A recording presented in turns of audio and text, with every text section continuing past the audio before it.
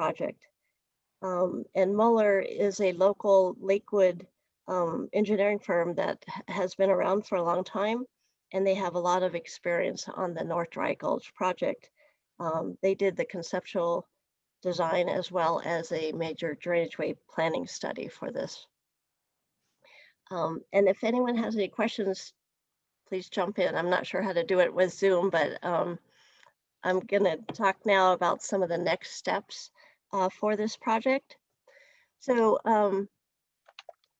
we are planning to kick off the preliminary design with Mueller Engineering and in the next several weeks. So prior to that, we will be mailing notification letters to all of the property owners that are along the project alignment. And as well, we are going to notify people that are in the North Dry Gulch floodplain. So this letter is just kind of an introduction letter that we're starting this new phase of this project. It will also talk about a web page that we are creating for this project. And I'll talk about that a little bit more in a minute. We will also be starting the topographic survey along the entire alignment of North Dry Gulch. And so you'll start seeing surveyors out along Colfax Avenue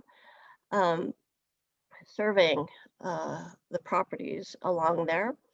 And so we are also going to be notifying all impacted property owners along the survey.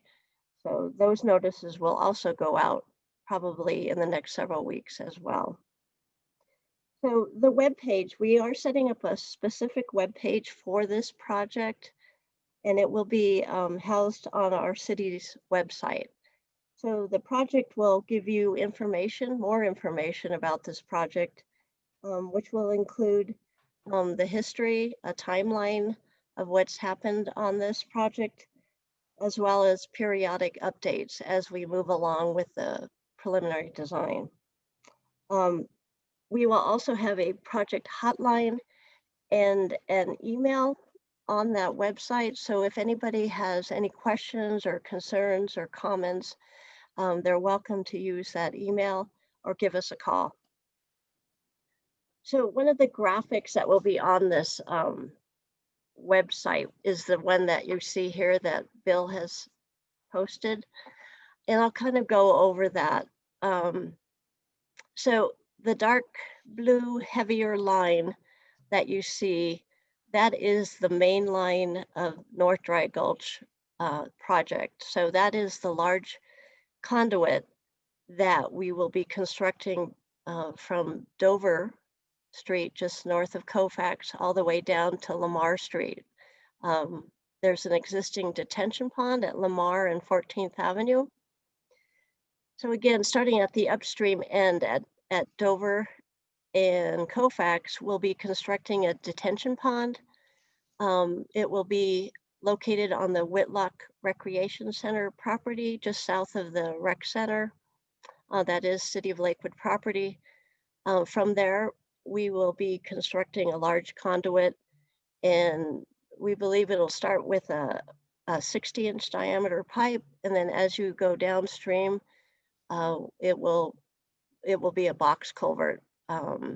So it ranges in size from like a 5-foot by 6-foot box culvert, and then by the time it gets to Lamar, it'll be 8-foot by 6-foot box culvert. So again, it runs parallel with Colfax Avenue and generally along the 16th Avenue alignment. It will go through the Clements Center parking lot, and then it will cross under Wadsworth Boulevard, and then it will outlet into an existing open channel that was built with the Walmart development. That open channel will remain as is. It was built for the 100-year flood. So, so we won't be changing that open channel. So at the downstream end of the open channel, we'll again start the pipe, actually a box culvert, and again, continue generally along the 16th Avenue alignment. And then we get to Pierce Street, where we'll turn south and then run along the north side of Colfax, along the Lamar Station Plaza, and then turn again south along Newland Street, and then turn into the Lamar Detention Pond. So that's the main line conduit of this project. But in order to collect the stormwater and to capture it and to feed it into this main line, we do need to do some local storm sewer laterals. So on this exhibit, you'll see a lateral up Dover Street, up to 20th Avenue, and that again is to feed the main line. We're going to collect all the runoff so that we can get it into the main line. We also are looking at a storm sewer along the north side of Colfax, generally between Glenmore Drive and Dover Street. And then laterals, again, storm sewer laterals along Balsam Street, Yarrow Street. And then we also have one along 14th Avenue between Salisbury and then the Lamar Detention Pond. So that's kind of an overall schematic plan of what we're doing. And if anyone has questions, I can go over that as well. So regarding the schedule for this project, as I mentioned, we're going to start the preliminary design in the next few weeks, and we anticipate we'll be done with the preliminary design by the end of 2021. And during that preliminary design, we are planning on selecting a contractor as part of an alternative project delivery method. So typically when we do these types of projects, you'll see it as a design, bid, build type project delivery, but we're looking at, getting a contractor on board early with this alternative method. And so when we do that, it's more of a collaborative process when we have the contractor on board. And so we're able to identify opportunities and also challenges with a contractor on board. So we're excited to have to look into that with the contractor. Also, with having a contractor on board early, we anticipate that we could do smaller phases of this project early on. Also, we will have right-of-way acquisition that we will be doing starting probably mid next year. It will take about 6 to 9 months to complete. The right-of-way acquisition is primarily permanent and temporary easements for this project.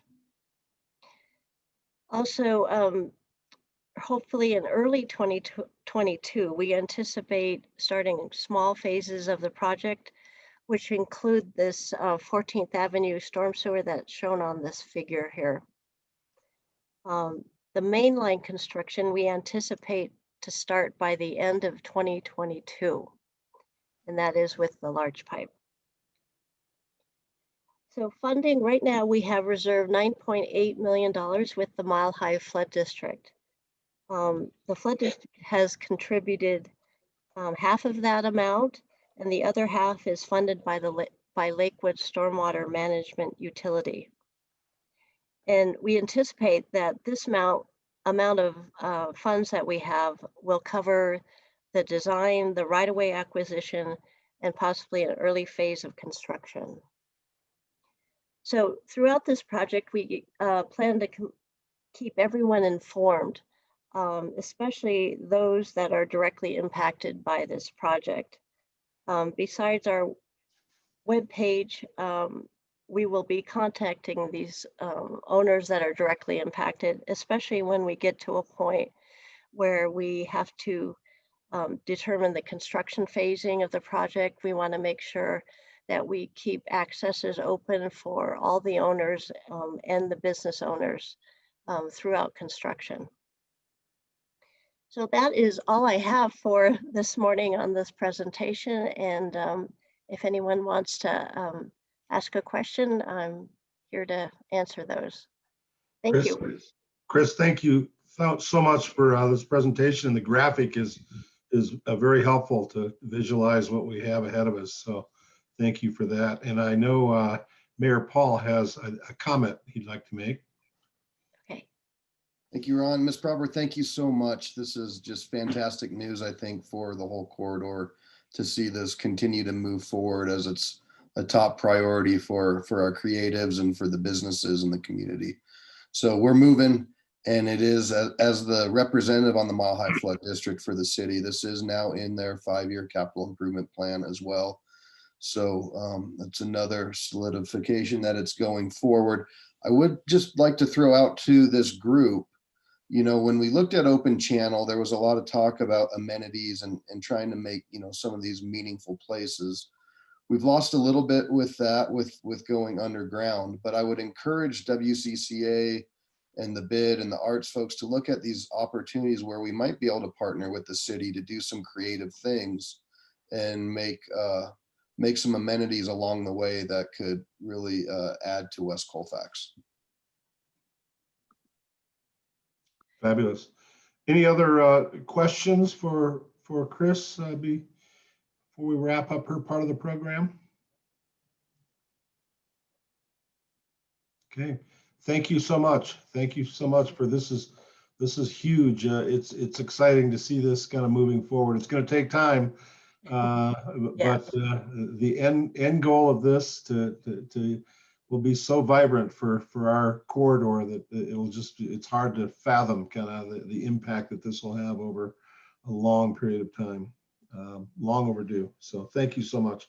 Yeah, thank you. With that, Vanessa Zarate is with the Lakewood Economic Development. She's also on the board of the West Colfax Community Association. So we're delighted to have her on the program today, and she's going to talk a little bit about, as opposed to kind of the normal kind of update of kind of things that are going on, she's got a little bit to add about how developers are kind of contributing to our community. Hi, thank you. Good morning, everyone. Nice to virtually see y'all. There were two things I wanted to touch on today. One being, we have launched round 3 of our grant program. It is live and well, lakewood.org/bizrecovery. The parameters have changed a little bit this round than from rounds 1 and 2. This round is aimed at businesses that have between 25 and 100 employees. So, you know, we went up a little bit in terms of business size, but 25 to 100 employees, as well as property owners that have been impacted by COVID due to, you know, lost revenues and rents and things like that. So as I'm going to quickly pull this up just so you can see. If you go to lakewood.org/bizrecovery, you can see at the very top how to apply. If you click on these links in either English or Spanish, it takes you directly to the application link. It's quick, it's pretty easy. We ask for, you know, information about your business and your losses, but that, you know, it's pretty basic information, as well as receipts for what you've spent to help mitigate COVID. But apply in English and Spanish, you can start, you can save it, and then come back later. All of the business eligibility criteria, as well as how this is weighted. The grant is up to $30,000 based on your loss for July and August, and weighted by how long you've been in business, how many employees you have, and some of our hardest hit industries. You can also click on these, and these are the applications in PDF form so that you can take a look. You can see what kind of questions are going to be asked, what kind of information you'll need. So you can look at that before you get started. Everything is online. You can apply now, and they close at 11:59, so just before midnight on November 6th. Please help us share. Y'all are one of our biggest assets to help get the word out to our businesses and to our community. So please share as you're, you know, as you're a business and as you're, you know, talking to our businesses. If you have any questions whatsoever, please let me know. As always, I'm very happy to help. And then the bulk of what I want to talk to y'all today is how development helps add to infrastructure in our community. So Chris talked about some of the infrastructure that the city will be adding, that helps our businesses and things like that. And I wanted to just go through kind of how development projects add to infrastructure as well. So, and I'm going to go through a couple of examples, but pretty much whenever something comes through a major site plan at the city, they go through what is also a public improvement agreement, where they add things to their site like sidewalks, landscaping, curb and gutter. Depending on what the project is and the size of the project, they also upgrade utilities such as electricity, water, sewer, which have impacts for their property, but often for the properties around them as well. And so I've taken a couple of examples from the corridor, some a little bit more recent than others. A lot of the old pictures I took from old Google videos just because I didn't have them. But like this was First Bank's site before they built their new headquarter add-on wing. And you can see that, and I'm not sure if you can see my mouse, but they did have infrastructure in place. But then once they built the new headquarters, they expanded that, they added to that, they added additional landscaping, greenscape. So it creates the, place to walk along that frontage. It adds some greenery to the area. This was Terumo before they built their new headquarters office. And you can see they have infrastructure within their campus site, but once they've built their new headquarters, there's infrastructure throughout the property, on the streets. This was our hashtag day a couple years ago, but you can see the landscaping, you can see the wide sidewalks, and you can see how that integrates with campus, but also, to the streets and their surrounding community. Everyone knows this site. We hear about it a lot. This was the former, what everyone refers to as the former Target site. And this was an aerial. You can kind of see how there were some existing spines throughout the property, but what it kind of looked like as a whole. This is a picture I found of the actual Target once it closed, and how some of the infrastructure looked there. And this is something on site today. I took this picture yesterday that we're working to get developed, but has not been developed yet. And this is what it looks like with these sites that have been developed. You can see curb and gutter, sidewalks, landscaping. You can see it integrate within the developments themselves, but also with their neighbors. They do most of the work on their sites, but how it integrates with access and walking. This is Oak Street Station Apartments, so kind of just across the street. And this is what it looks like today. So we'll go through a couple more examples of this, just showing kind of befores and afters of how development adds to infrastructure as it comes in. As I said, every major site plan walks through this process of what types of public improvements need to be done. This is standing right on the corner at 13th and Lamar. And this was pre the new development that's under construction now. And this picture on the left is standing on that same corner. So you can, it's sidewalks, landscaping, and with quite a few projects now, and if one of our planners is on board, they might be able to answer some questions about this specifically. But we also have an elevated development menu now. So projects that are above a certain size require additional amenities, either for the site or public use as well, such as bike racks and gardens and additional types of green spaces. So in addition to these public improvements that add to, walkability in neighborhoods and drainage and lighting and these landscaping elements, there are additional elements as well to add to kind of the development and how it connects to its surrounding areas. This was an aerial of Colfax, Fenton, and Gray. Gray is on the left-hand side of the screen. Fenton is on the right. And this is what it looks like now with the 40 West residences and the Archway housing developments, as well as Buc-ee's. But I wanted to point out this picture on the left. This was an aerial we recently got. And I wanted to point out this actual Colfax frontage, because part of what happens through a PIA and your major site plan process is consistency. So these developments came in separately, different owners, different developments, different, different everything. But you can see that this landscaping and these public improvements align. So the sidewalks aligned with one another, the landscaping and other elements are aligned with one another. So it creates a cohesion along these streets as these new things come in and they redevelop and we get additional uses and some vibrancy in the area. It's planned by design for them all to align with one another. So, you're not jagging back and forth. Every once in a while, that's a little different, just if there's something wonky underground. But for the most part, they align with one another as you navigate and as things come in. We want to create that cohesion. Everyone knows this site, I'm pretty sure. This is off 10th Avenue near Sheridan, where Westline Village is going in. And this picture on the left shows pretty much the same thing that I was talking about in the last couple slides.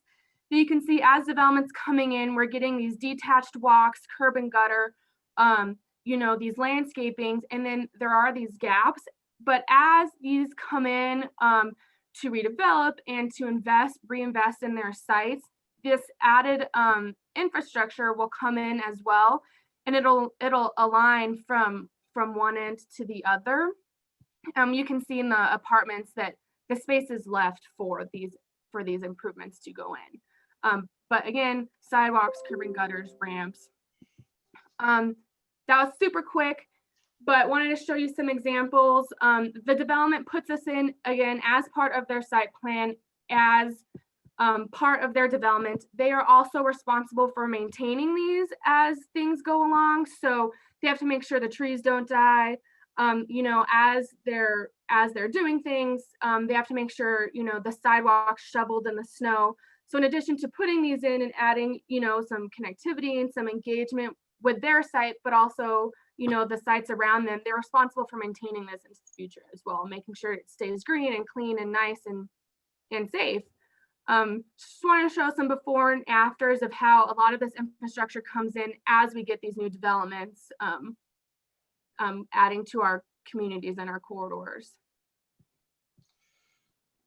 That was super quick. I know I Wow, I just wow. And what a great tie-in to what Chris covered in terms of the, what we're doing with the floodplain mitigation and kind of what if, and then kind of you're showing from, First Bank and Oak Street to kind of Fenton and Gray, kind of how, it's all going to tie together over a long period of time as things are being redeveloped. It's just nice to see the before and after. I'm very enthused with both of those presentations. So thank you so much, Vanessa and Chris, for being with us today. We have Katie, who is going to give us a social media tip. And I'm not quite sure what it is, but I'm excited to hear what she has to share with us. Hi guys, yeah, give me just a second to share my screen here. And if you can't hear me for any reason, let me know. My Wi-Fi just went down, so I'm connected via my phone, and we all know how that goes. So I will keep trucking, but yell if there's an issue. Okay, so first, I just want to start with, I'm coming to the end of almost a year of social media tips with you folks fairly soon here, which is pretty exciting because I love social media and I love social talking and I love the internet and I love that I've been able to share it with all of you. So moving into what that means, for this month is I kind of want to move away from telling you how to create content, why your content matters, how often you should be posting, where you should be posting to, and take a little bit of a different look at something else that you can be doing online that is incredibly important right now. And it's kind of this industry term concept in social media marketing called social listening.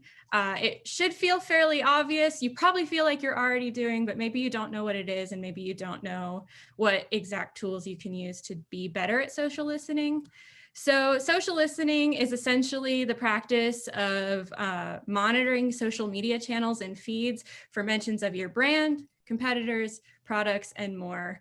It is listening to your team, your crew, your fans, and figuring out what it is that they are talking about, especially in relation to what you serve to them, and seeing how they're engaged with it, how they feel about it, kind of their entire attitude around it, so that you can adjust not only your marketing strategy, but even see how do you better your products and what can you do to improve overall customer experience. So my graphic up there says keywords, but it's a lot more than keywords. It is truly being engaged. When you start to social listen, there's a few things you can do. First is your social media marketer, or you as the business owner who is also the social media marketer, can spend even more time online searching hashtags, replying to customers, figuring out what your competitors are doing, reading their feeds, and getting a sense of the industry you're in. There's a chance you already know all of this information, but there's something very important about starting to track it and starting to write it down. You can use tools on Facebook, on programs like Hootsuite or Later to track keywords. Google AdWords also has this availability, and you can start to monitor how your customers are reacting so that you can make fast changes. I'll leave it there because it's a lot to take in, but I also wanted to remind you guys that we're always listening to you. You can @ us on West Colfax, 40 West Arts, hashtag Lakewood CO, and I am listening, paying attention, trying to figure it out to see what you guys want to see on our West Colfax social media feeds. I could tell you as an audience love to react to old photos of what West Colfax used to look like, but I'm running out of photos. So if you have any you'd like to share, please send them to me so I can continue to build that archive and share it back out with our community and get them excited to show them, you know, before and after processes, just like Vanessa was sharing and things like that. And if you feel like, oh my gosh, this is the first time I'm hearing Katie talk about social media tips and I don't even know how to social listen, just as a reminder, same thing as what Ron was talking about earlier, you can visit our past meeting resources on our website, and my social media tips are also under all of those. So you can go back to see what I was talking about in April. Or March, or wherever you feel like being. So that's kind of it for me. I hope this kind of high concept overview of social listening strikes a little bit of a chord. Thank you so much. I always learn so much from those. I want to remind everyone, as Katie just referenced, the website has so many resources, the archive resources, the programs today for each, and we're looking at it right now. So if you want to see, you know, what Chris covered, what Vanessa covered, what Katie covered, click on the resources tabs and you'll go to those. You've got Vanessa's contact information that she put on her last slide. So if you have follow-up questions, they're all there and open for your questions. So, and I just want to encourage folks that are with us today to figure out how to send this on to a few folks. We're trying to increase the awareness of what's going on in our community, and to just get someone to attend one of our monthly meetings or to spend some time looking through the resources that we have archived, I think can bring them to the table. So I'd really like to encourage you to invite somebody to come next month, have them look at kind of what we've covered today, you know, because there's a lot of people that I hang with kind of in the corridor that are, you know, they just don't really know what's going on in terms of, you know, how far we've come and kind of the plans ahead. And this is just like drinking from the fire hose for me. So in any event, let's move into our community updates, and I'll go through the list. And if someone is with us today, you can chime in and give us an update. We'll start with the Action Center. And I do know we have someone here from the Action Center today. Good morning. This is Pam Breyer. Thank you so much, Ron. I do have a few quick updates for everyone. I, first of all, just wanted to thank Mayor Paul and thank Commissioner Tai for mentioning and highlighting the need in our community and how it is growing right now at a concerning rate. That is definitely what we're seeing at the Action Center. We, just as a reminder around the issue around homelessness, obviously we're still serving folks who are experiencing homelessness. We are still a cold weather voucher site. So people can come to the Action Center and we will help them to get a voucher and to find their way to shelter. So just wanted everyone to know that. In terms of the need that we're seeing, the rent assistance demand is going up significantly. Since COVID started, we've distributed over $700,000 of rent assistance throughout our community. In September, it was over $140,000, and we've passed that number in October so far. So we're seeing more need. We're seeing people coming with additional months of need. So they're not just asking for 1 month of rent assistance, they're getting several months behind. And of course, that's quite alarming. So we're providing that rent assistance and then also working with those families to get them to appropriate resources beyond the rent assistance in the community as well. We're also seeing an increased need for food in the community.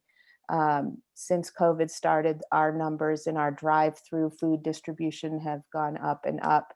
Right now, we're seeing an average of about 185 households a day coming through our line. Sometimes it's over 200, but we're just continuing to see that need increase. We are really grateful to the city and the county for all of the support that's allowed us to step up and meet this need, both in terms of rent and food. We have money, additional monies actually from Lakewood right now for rent assistance, which has been hugely helpful. We also have some emergency dollars, CARES Act dollars for other kinds of bill pay. So if you know folks out there who, you know, are trying to keep things together, but suddenly they have a huge car repair or something else that sort of falls into an unusual category, we have flexible funds that can support families with those kinds of needs as well. So I wanted to make sure people knew that in addition to the rent and the food, that we are able to meet those kinds of needs as well. We are building our capacity at the Action Center. So we had some challenges with our freezer and our refrigerator units, and we've gotten some help at Belmar in the meantime, having food stored in freezers at one of the empty stores there. But now our new refrigerator and freezer are being installed and should be up and running by the end of this week. So we're really excited about that. That gives us greater capacity to meet the needs in the community and to accept greater amounts of food from Food Bank of the Rockies, both frozen food and cold items, fresh cold items. So we're excited about that as well. We're talking now in early stages of conversations about adding a Saturday food distribution day. So hopefully within the next couple months, we'll be opening beyond our weekday times and have a Saturday morning distribution time as well. So look for that and we'll update you at the next meeting around that. Our Thanksgiving distribution is happening as usual this year. This year it's at Tarumo BCT, who we're really grateful for their sponsorship of this event, and we're excited to partner with them to get food out to families during the Thanksgiving holiday. And our holiday gift shop is also coming up as usual. We'll be doing the holiday gift shop in a different way to keep crowds from gathering, but we are definitely trying to meet that need. So let us know if you know families in the community who could use our support. Beyond that, if you're interested in learning more about things at the Action Center, we have regular fireside chats where we're doing live virtual events with the community to tell you about what's happening on a daily basis at the Action Center. You can see that on our Facebook page or on our website. And we're also giving virtual tours right now. So if you have any interest beyond what I've just said, please reach out to me or look for those in our social media. Thanks so much. I appreciate your continued support of the Action Center. We couldn't do what we do without all of you. So thank you so much. Thank you, Pam. The Action Center is such an important part of our community. It's just wonderful to see what you're doing and how many people you're touching on a daily basis. I know I'm doing a fireside chat for you in January on enterprise zone credits and kind of how to, I think I may get Vanessa on board with me we'll lift up something for you. So thank you. That's right. That's awesome. Thank you so much, Ron. Absolutely, absolutely. So thank you for that marvelous update. Lakewood Arts. You want to hear from Lakewood Arts today? Okay. Two Creeks neighborhood. Two Creeks just recently had their annual meeting, and we had Chris Otterby on the history of the area, Tom Murray for the Lakewood Brick Company, which sits in the middle of our neighborhood, and Bill and Liz. It was an excellent meeting. Our regular meeting, we had Colorado Village Collaborative.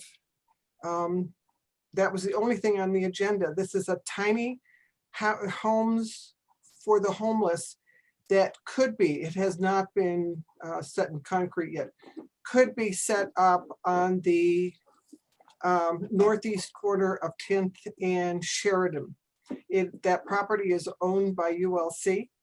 So we visited with Cole Chandler as to what they're looking to possibly putting there. It would only last for a couple of years. It's a special use permit, but that's Denver area. So we are kind of working with Villa Park because that's our neighbors across the way. For those of you who do not know that the Two Creeks area has a segment in that area that is Denver, not Lakewood. So we work with Denver and cross the border.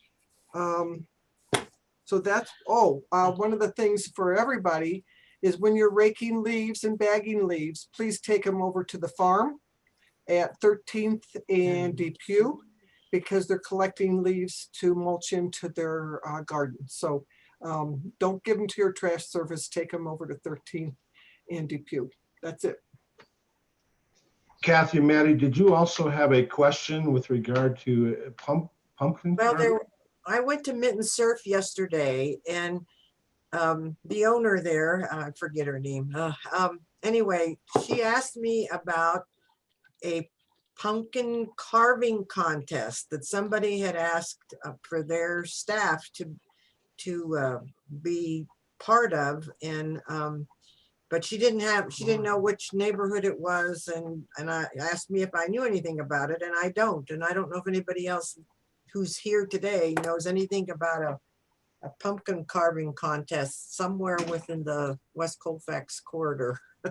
Well, if I would suggest if anyone knows, they can either post it up to the chat now or send it to info@westcolfax.org and Katie will get that posted up to the calendar and communicate it back to you. So yeah, I just was amazed. I hadn't heard anything. So it's that time of year. So okay, yeah. Thank you. Iber neighborhood. You in here from Iber? Yes, we are. The steering committee is still meeting and hopes to have a reconstituted board and organization starting in 2021. Okay, thank you. Thank you. Keep us posted. Morris Park neighborhood. Applewood Valley. Daniels Welchester. Good morning. Good morning. We did have our annual meeting last night, actually, and we discussed a lot of things. I was sure to mention the Lakewood CARES grant that is still available, and also the Jefferson County PPE grant that is still available to people. I know there's still need out there, so I wanted people to be aware. And I'm sending out a newsletter today with the links to their websites. There's a lot of interest in our open space, and Greg Stevenson, who owns the land that's adjoining our neighborhood to the mills, has shown some interest in doing some work in our open space. So we formed a committee, and we're going to start getting some people motivated and active and out doing some things out in the fresh air before it gets too cold. What else did we discuss? We talked about since the West Colfax vision plan is in process of being updated, I did take a poll of the community of what they would like to see for West Colfax. So I know I'm properly representing my community when I'm giving my input on that committee. The other thing I wanted to mention after Vanessa's presentation, Tarumo, as part of their build out, we put in a community garden. We have 45 garden plots, and it's been really popular with the employees, and it was part of their infrastructure build out, and it was really a nice addition that Tarumo did. We didn't, because of COVID, of course, we didn't have enough employees that stepped up to put in a garden plot. So we actually planted some plots just for the Action Center. We planted a whole plot of beans and zucchini and carrots, and we've been harvesting and taking them fresh vegetables, which it just feels really good to be able to do that. How cool is that? That's great. Yeah, we really are enjoying our community garden. Excellent. Excellent. Thank you. Thank you. It's always good to have some representation out kind of on the west side. I live out on the west side, so thank you for giving us those updates. North Lakewood Advocates. Okay, Jerry, I think you're with us from the Elks today. Yes, I am. Welcome, everybody. It's nice to see everybody's faces. I can't wait till we can get together person to person, but this is an awesome vehicle for us to use to help each other. Just a little thing, we got a grant that we put 2 picnic tables up on the roof of the flats at 2 creeks for the veterans, because they got some gardens up there. And that's just some of the community services that we do for the community. We give out about $20,000 a year from our Lakewood Lodge to the community. So it's an awesome organization. And if anybody's interested in joining, let me know and I'll give you a tour and talk to you. Thank you. Thank you, Jerry. Thank you for being here and giving us an update each month. West Metro Chamber of Commerce. Yes, hi, good morning. Morning. This is Madison from West Metro Chamber. We have a few upcoming programs. Diane Duffy also touched on the PPE. We are a pickup site for that. So if you are a small business getting the PPE, you can select our site to pick up at. So keep that in mind and make sure you grab that PPE if you can.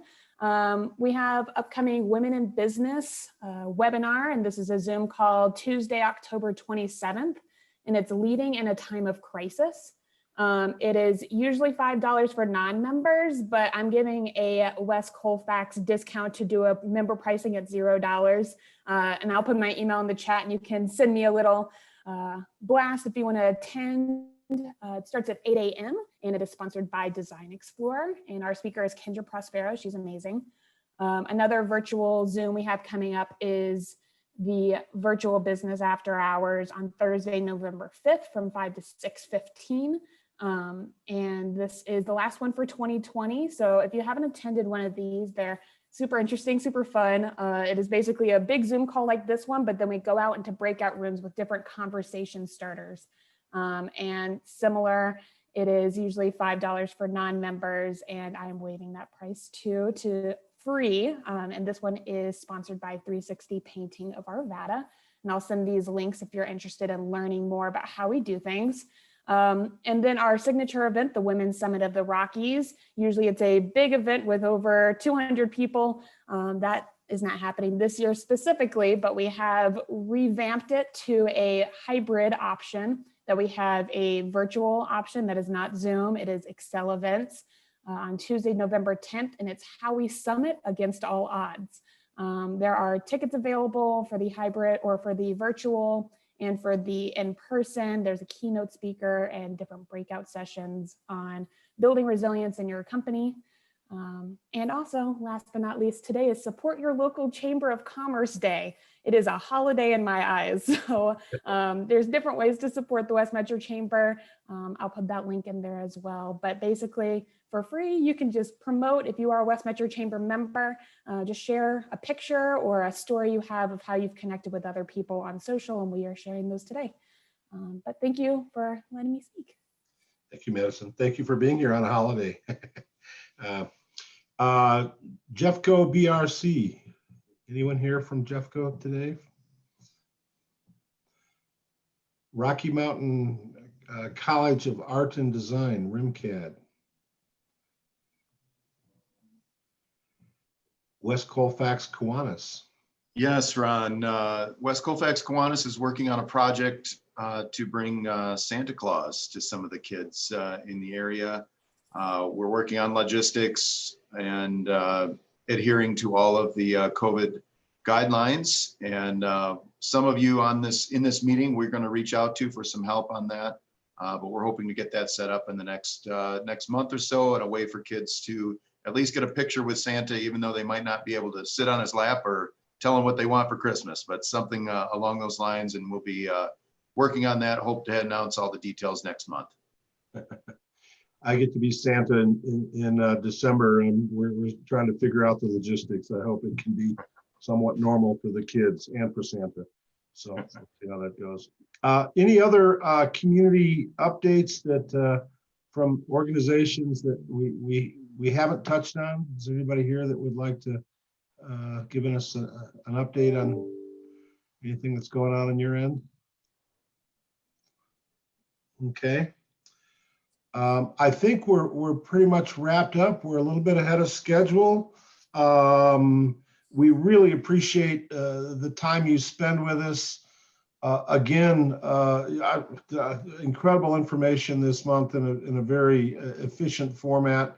Thank you to everybody that's been part of today's program, and to Bill and Katie that work tirelessly behind the scenes to produce all this. So I don't know if you have any last comments, Bill, but if you do, I'll give you a moment. But if not, we'll wrap things up, and we'll see you next month. Yep, that's my message. See you next month. Okay. Bye. Thank you, everyone.